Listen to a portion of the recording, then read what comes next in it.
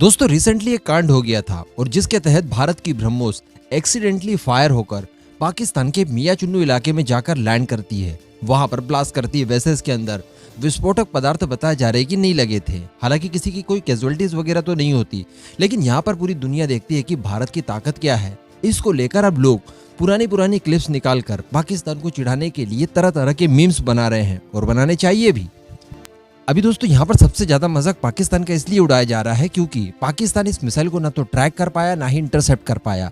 लेकिन यहाँ पर पाकिस्तान की गलती नहीं है। ये मिसाइल ही इतनी ताकत है कि अगर यही अमेरिका के ऊपर दागी गई होती तो वो हाथ पैर जरूर हिलाता, लेकिन इंटरसेप्ट तो वो भी नहीं कर पाता। कारण इसका ये है कि इतनी स्पीड वाली मिसाइल जो कि 3 मैक ऑलमोस्ट चली जाती है, आप रोक ले, ये पॉसिबल नहीं है। मैंने आपको कल की वीडियो में बताया था कि जो मिश्रा सर हैं, जो हमारे DRDO के चीफ भी रह चुके हैं और ब्रह्मोस एरोस्पेस के मैनेजिंग डायरेक्टर और CEO भी रह चुके हैं, उन्होंने भी कहा था कि दुनिया भर के कोई भी एयर डिफेंस सिस्टम इसे नहीं रोक सकता। और अगर 2 ब्रह्मोस एक साथ चला दी जाए फिर तो ये रामबाण है, ब्रह्मास्त्र है, इसे कोई रोक ही नहीं सकता। और साथ ही हम लोग देख रहे हैं काफी कुछ सालों से पाकिस्तान हो या चाइना हो, ये कितने विचलित हो रहे हैं ब्रह्मोस को लेकर, ये हमें दिखाई दे रहा है। हम लोग किसी भी तरह का अटैक ब्रह्मोस के सहारे कर सकते हैं।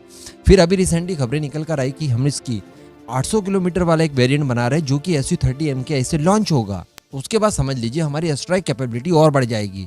हमारे फाइटर एयरक्राफ्ट एक सेफ जोन में रहकर पाकिस्तान हो या फिर चाइना हो, इनके मेनलैंड पर अटैक करके सकुशल वापस भी आ जाएंगे। तो इस तरह की चीजें चली रही थी सोशल मीडिया में कि सडनली लोगों ने ब्रह्मोस 2 के बारे में बात करनी शुरू कर दी। और ब्रह्मोस 2 के बारे में पाकिस्तान का वो डर जो पाकिस्तान ने पूरी दुनिया के सामने बयां किया था, उसको लेकर तरह तरह के मीम्स बनाए जा रहे हैं। ये आप देखिए। Things are different today.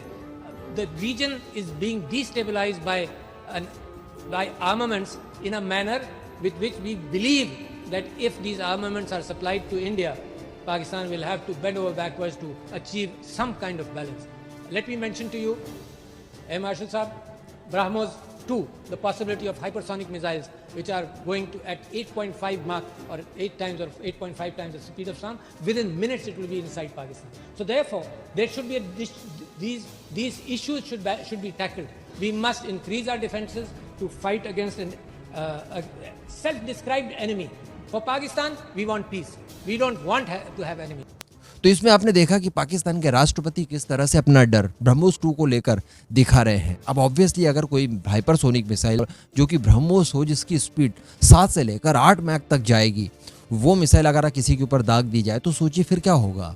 इसको रोक पाना संभव है। पाकिस्तान जैसे देश की अगर बात की जाए तो खुद के दम पर अगर बात की जाए तो आने वाले 100 साल भी ऐसा कोई इलाज वो नहीं ढूंढ सकता, ऐसा कोई काउंटर मेजर नहीं बना सकता कि ब्रह्मोस 2 को वो रोक ले। लेकिन दोस्तों यहाँ पर प्रश्न ये उठता है कि क्या भारत को यकीनन ब्रह्मोस 2 के ऊपर इतना ज़्यादा निर्भर हो जाना चाहिए?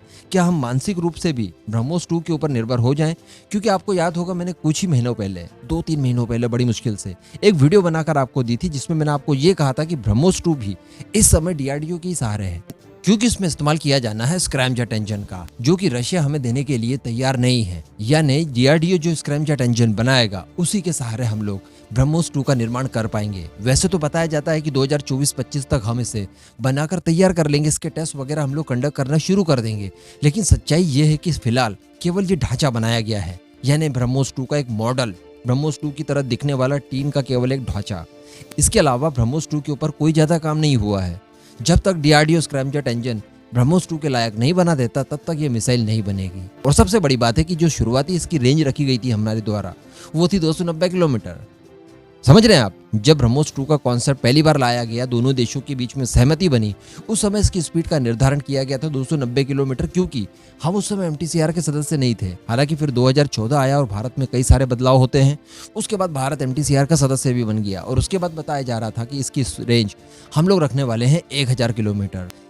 तो खैर अगर ये 1000 किलोमीटर रेंज रखेगी तो यकीनन ये हमारे काफ़ी काम की रहेगी। लेकिन 290 किलोमीटर के सहारे हम लोग ज़्यादा कुछ नहीं कर सकते।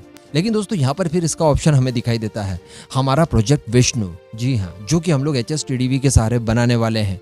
मैं आपको बता दूं कि HSTDV टेक्नोलॉजी के आधार पर हम लोग 2 हाइपरसोनिक मिसाइल्स बनाने वाले हैं। एक तो होगी सरफेस टू सरफेस और दूसरी होगी एयर लॉन्च, जो कि दोनों ही हाइपरसोनिक मिसाइल होंगी। 6 से 7 मैक तक इनकी स्पीड बताई जाती है और सबसे बड़ी बात है इनकी रेंज बहुत ज़्यादा है। अगर जो सरफेस से सरफेस की बात की जाए तो उसकी रेंज होने वाली है 2500 किलोमीटर और जो एयर से लॉन्च होगी उसकी रेंज होगी 700 किलोमीटर।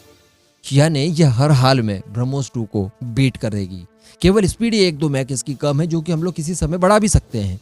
लेकिन अगर बात की जाए इस समय सबसे ज़्यादा ज़रूरी है वो है इसकी रेंज, ताकि हम लोग डीपली स्ट्राइक कर सकें। उसके लिए हमारी ये मिसाइलें सबसे ज़्यादा काम आने वाली है और ये बहुत ज़्यादा सस्ती भी पड़ेगी ब्रह्मोस 2 के मुकाबले, जो कि 100% स्वदेशी होगा। DRDO द्वारा इसकी टोटल टेक्नोलॉजी डेवलप की जाएगी। तो ब्रह्मोस 2 तो नो डाउट रामबाण होगा और गेम चेंजिंग होगी ही होगी। लेकिन अगर बात की जाए प्रोजेक्ट विष्णु की और हमारी खुद की हाइपरसोनिक मिसाइल्स, उसका कोई ऑप्शन नहीं हो सकता। उसके लिए भी पाकिस्तान खुद के बूते अगर काउंटर मेजर तैयार करने की कोशिश करेगा तो 100 से 150 साल लगेंगे। तो कुछ इस तरह की कैपेबिलिटीज है भारत की, केवल रशिया के ऊपर निर्भर नहीं करते हैं। DRDO है तो सब कुछ मुमकिन है। जय हिंद।